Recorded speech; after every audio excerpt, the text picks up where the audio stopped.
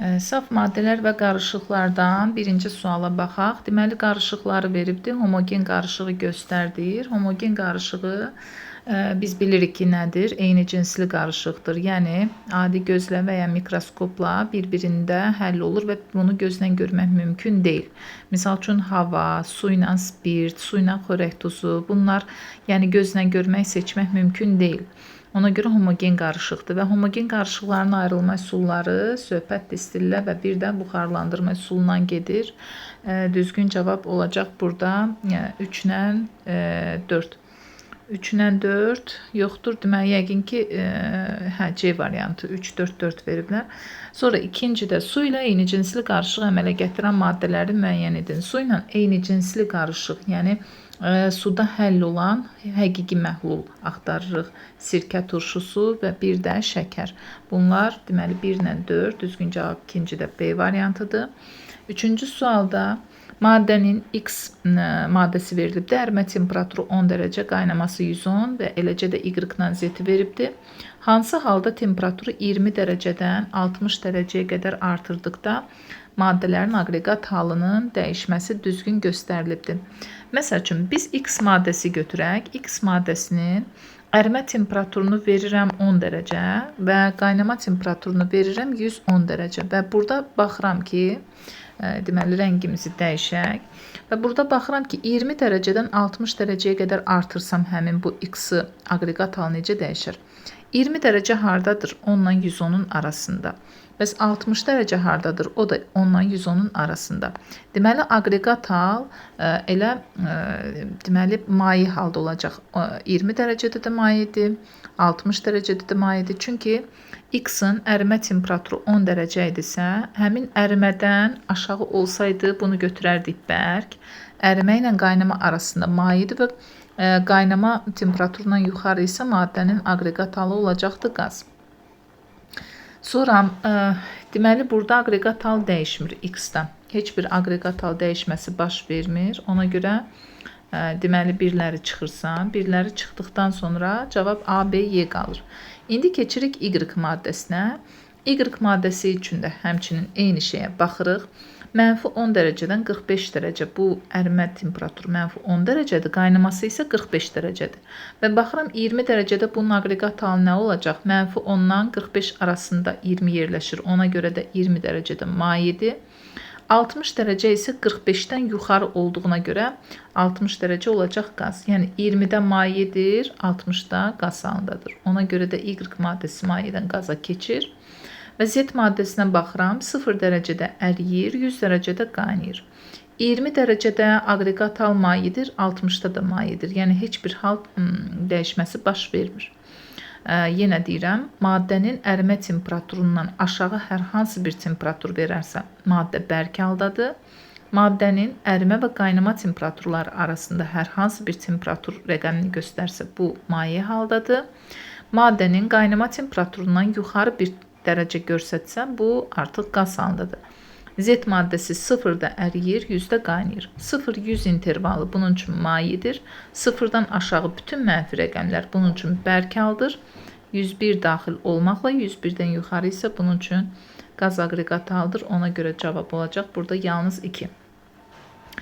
Dördüncü suala baxıram. A maddəsinin su ilə qarışığını distillə etməklə, B maddəsinin su ilə qarışığını isə buxarlandırmaqla ayırmaq olur. Distillə üsulu aiddir su ilə spirtə. Baxın, su, spirt üsulu distillə ilə ayrılır. Təkcə neftin özü distillə ilə ayrılır və qeyd edək ki, neft özü homogen qarışıqdır və tərkibinə distillə yolu ilə ayrılır.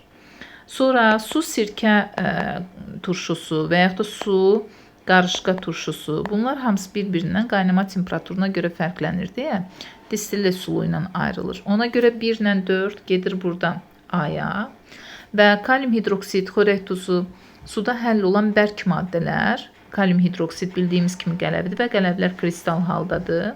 Xörək duzu da həmçinin kristal haldadır və suda həll olur. Ona görə bunları da buxarlandırma üsulu ilə ayırmaq mümkündür. 5-ci suala baxırıq. Y-in kütləcə neçə faizi daxil olub və baxıram ki, reaksiyada Y və Z-in getdikcə kütləsi zamanla asılı olaraq azalır. Azalanlar biz bilirik həmişə sol tərəfdə yazılır. Yəni başlanğıc maddədir. X isə alınan maddədir.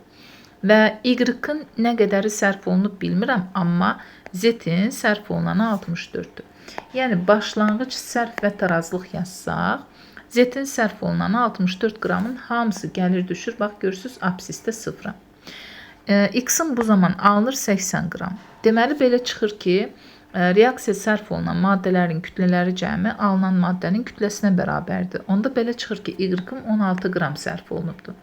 Amma Y-ı başdan nə qədər verib? 64. Yəni başlanğıcda 64-də 16 qram sərf olunub, 16 və 64 cəmi bir yerdə 80 qram X əmələ gətiribdir. Onda Y-ın kütləcə neçə faiz reaksiya daxil olubdur? Və ümumi Y-ım 64 idi, 64 100%dirsə, bəs 16 qram, yəni reaksiya daxil olan neçə faizdir? O da eləyəcək 25%. Sonra 6-cı sual, saf maddələri müəyyən edin. Saf maddələr formulu olan maddələrdir. Deməli, dəm qazının formulu var, təbii qazın formulu yoxdur, benzinin formulu yoxdur. Xörək duzunun formulu isə natrium xlorid şəklindədir. Düzgün cavab olacaq 1 ilə 4. Y su qarışığı distilli sulu ilə ayrılırsa, buna əsasən hansı ifadələr doğrudur? Y adi şəraitdə maye haldadır. Xeyr, Y adi şəraitdə maye halda ola bilər. Çünki spirt ola bilər, sirkə turşusu ola bilər, qarışqa turşusu ola bilər. 1 doğrudur. 2. Y suda həll olunur. Distillə üsulu suda həll olan maye halda maddələri ayırmaq üçündür. Ona görə 2 səhvdir. Y su ilə eyni cinsli qarışıq əmələ gətirir. Təbii ki, çünki distillə eyni cinslinin üsuludur. Ona görə düzgün cavab olacaq 1 ilə 3. 8-ci suala baxaq. Ozon və ammoniak üçün deməli uyğun ifadələri baxaq. Ozonun formulu O3, ammoniakın formulu isə NH3. Və müxtəlif element atomundan təşkil olunub. Təbii ki, burada söhbət ammoniakdan gedir. Ammoniak mürəkkəb maddədir və mürəkkəb maddənin tərkibi müxtəlif atomlardan ibarət olur. Azot və həm də hidrogen görürük burada. Saf maddədir hər ikisi. Çünki hər ikisinin formulunu yaza bilirik. Eyni element atomdan təşkil olunub. Təbii ki, söhbət ozon bəsit maddədən gedir. Tərkibi kimyəvi formula ifadə olunur hər ikisi. Çünki tərkibi kimyəvi formula ifadə olunanlar saf maddələrə aid. Ona görə 2 ilə 4 demək olar ki, eyni cavabdır. Və burada 2 ilə 4 gedir ikinciyə. Düzgün cavab olacaq 3 1-ə. Elə C variantı çıxır.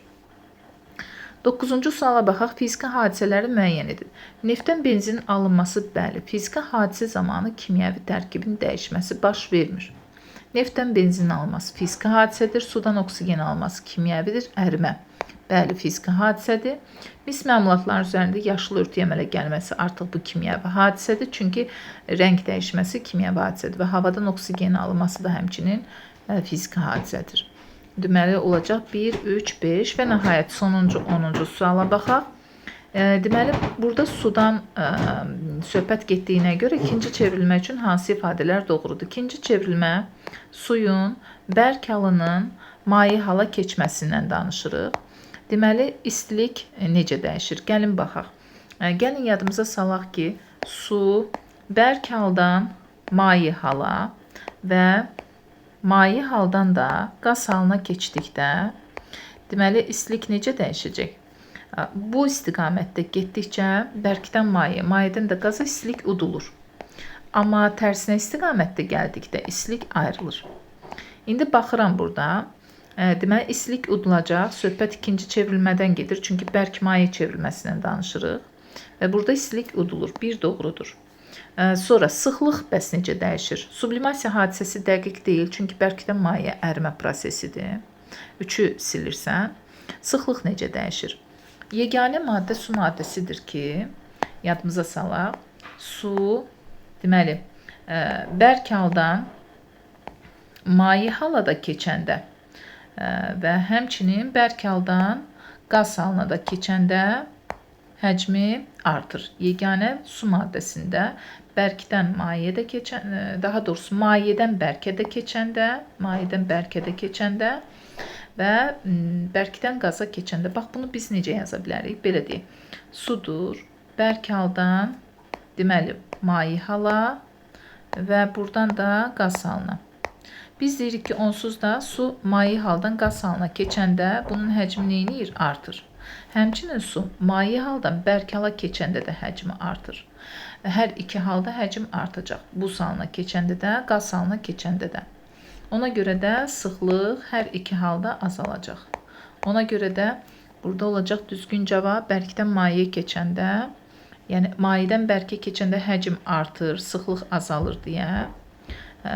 Deməli, bərkdən də mayiyə keçəndə əksinə sıxlıq artır. Ona görə 1 də 4 doğrudur burada. 1 ilə 4 düzgün cavab olacaq Y variantı.